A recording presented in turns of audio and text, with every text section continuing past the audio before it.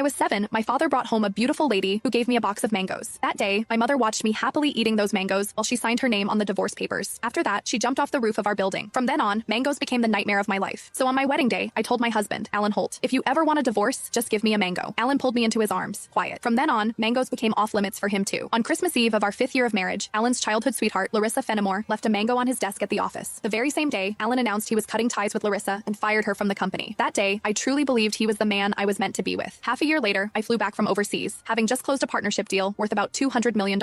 At the celebration dinner, Alan handed me a drink. After I had finished half the glass, his so-called childhood sweetheart, the woman who had been kicked out of the company, stood behind me with a big grin and asked, "Does the mango juice taste good?" I stared at Alan in disbelief, and he was trying hard not to laugh. "Don't be mad. Larissa insisted I played a little joke on you. I didn't actually give you a mango. I just gave you a bottle of mango juice. But I think she's right. The fact that you don't eat mangoes is a real problem. You were really enjoying that juice just now." My face went cold. I lifted my hand and threw the rest of the mango juice in his face, then turned around and walked away. Some things are never a joke. I wouldn't kid around with mangoes or divorce. Ms. Mendez, your stomach condition flared up again because of stress and emotional triggers. If there's something you really don't like to eat, you mustn't force it down again. The next time might not just be a stomach ache. We might have to remove part of your stomach. Stay in the hospital for observation for 1 day and contact your family as soon as you can. When I heard the doctor say that, I went completely quiet. For the sake of a new project, I had been overseas for 39 straight days, working day and night, and I finally made it back in one piece. I never expected that at the celebration dinner, 1 glass of mango juice from Alan would land me right in a hospital bed. Out of habit, I tapped open my pinned chat on WhatsApp, typed 2 words, and then realized something felt off. Looking closely, I confirmed that it was Alan Holt. He had just changed his profile picture. Now, it was a green mango. While I was staring blankly at the chat window, Alan's call came through. He sounded cold. "I'm already home. Where are you?" I said nothing. Any other time, I would soften my voice and act like a spoiled little girl with him. But tonight, I honestly didn't know what to say. Alan sounded annoyed. "Myra, how long are you planning to keep this up?" "I'm at the hospital." Alan went quiet. He had never shown much interest in my health. He would never have guessed that 1 glass of mango juice from him would send me straight to the emergency room. "Stay put at the hospital. I'm coming over right now." I didn't want to deal with him, but my body was so weak that I didn't feel like moving at all. Time dragged by. The doctor came in to check on me 3 different times, and Alan still didn't show up. Right before I went to sleep, I glanced at my phone one last time and saw Larissa Fenimore's new post on her social feed. Every time I get hurt, my knight in shining armor shows up. I'm so lucky. The picture under it was a shot of Alan putting a bandage on her. Larissa's profile picture was a yellow mango. It was pretty, but it made me sick. Alan and I had known each other for 10 years, and he had always known exactly where my bottom line was. After so many years in business, he also knew perfectly well how to keep a proper distance from other women. But now, he kept crossing that line again and again. In that case, our marriage and the newest project I had negotiated no longer needed to exist. I had closed a $200 million